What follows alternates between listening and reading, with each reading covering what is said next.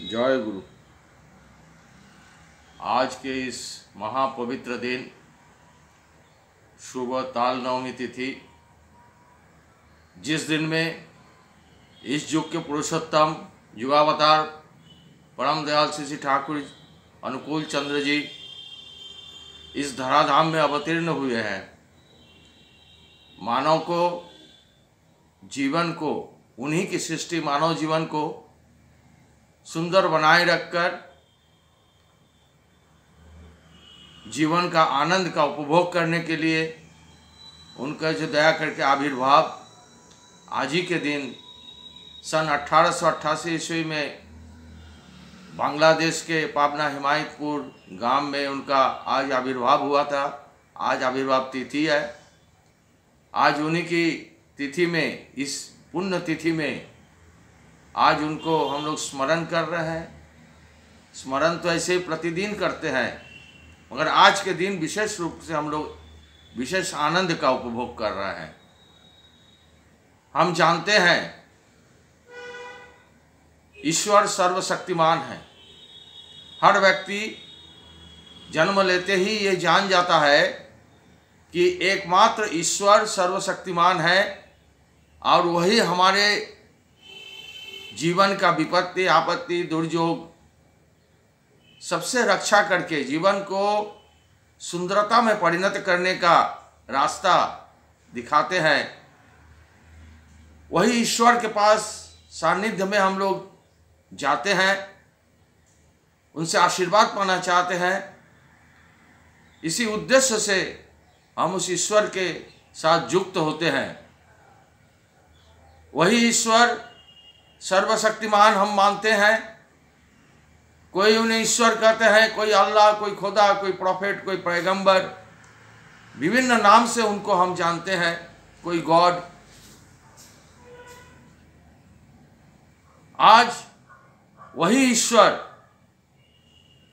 के पास हम आशीर्वाद प्राप्त करने जाते हैं, मगर वो उनको एक काल्पनिक रूप देकर उनसे श्रद्धा निवेदन करते हैं, भक्ति आराधना करते हैं।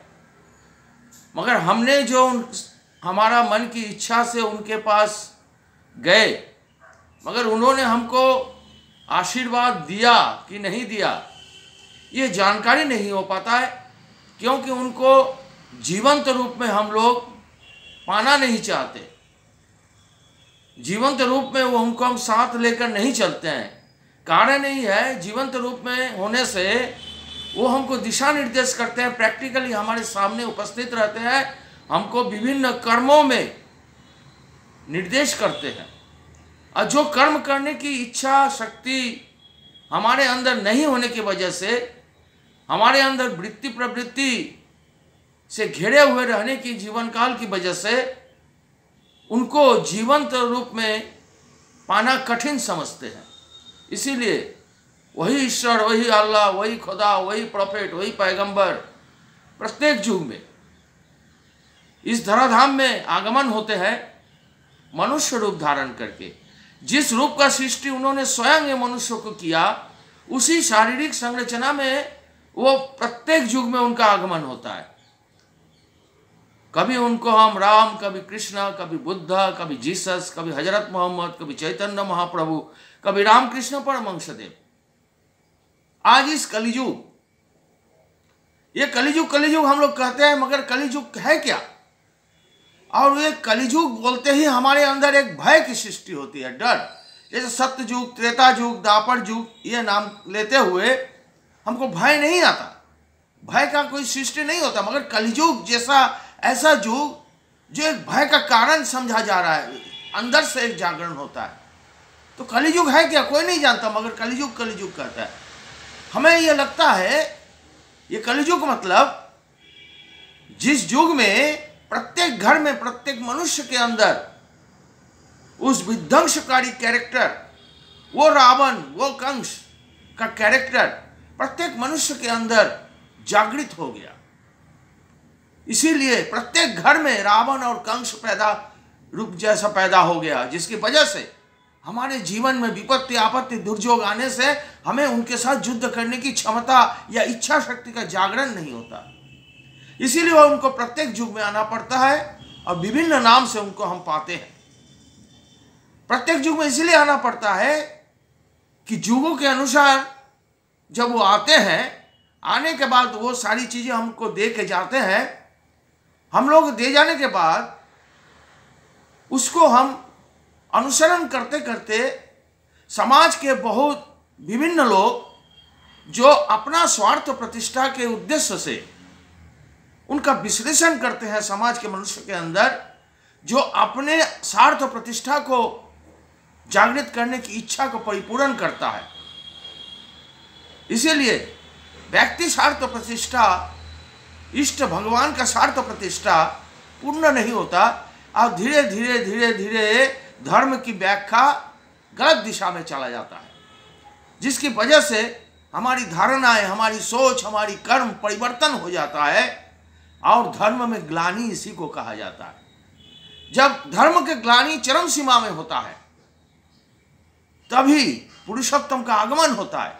भगवान श्री कृष्ण गीता में कहते हैं, यदा यदा हि धर्मस्य ग्लानिर्भवति भारत अभ्युत्थानं अधर्मस्य तदात्मानं सृजाम्यहम् परित्राणाय साधूनां विनाशाय च दुष्कृतां धर्म संस्थापनार्थाय संभवामि युगे युगे। बोलते हैं कि दुष्कृतों को विनाश करने के लिए हमारा आगमन का उद्देश्य, और उन्होंने स्वयं करके दिखाया। उन्होंने स्वयं नहीं किया, उन्होंने भक्तों के द्वारा, उनकी सृष्टि के द्वारा किया। और उनका आगमन का उद्देश्य बोले कि जो है विध्वंसकारी शक्ति को विनाश करना हमारा आगमन का उद्देश्य है, और उन्होंने करके दिखाया। और जो वही पुरुषोत्तम इस कलियुग में श्री ठाकुर अनुकूल चंद्र जी के रूप में जब आए, तब बताते हैं धर्म যখন विपाक বাহিনী ব্যর্থ অর্থে দায় প্রেরিত তখন আবির্ভূত হন पापी परित्राण पाए। मैंने धर्म जब विपत्ति के रास्ते पर चलने लगता है और व्यर्थ हमारा जीवन का चलना हो जाता है, तब उनका आगमन होता है पापी को परित्राण देने के लिए।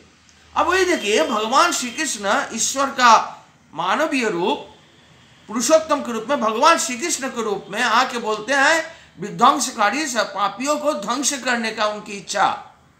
और वही भगवान श्री कृष्ण इस कलियुग में आगमन होकर बोलते हैं कि पापियों को परित्राण देकर मनुष्य की रक्षा करना। दोनों उल्टा, क्योंकि भगवान श्री कृष्ण का जब आगमन हुआ था तब विध्वंसकारी शक्ति या रावण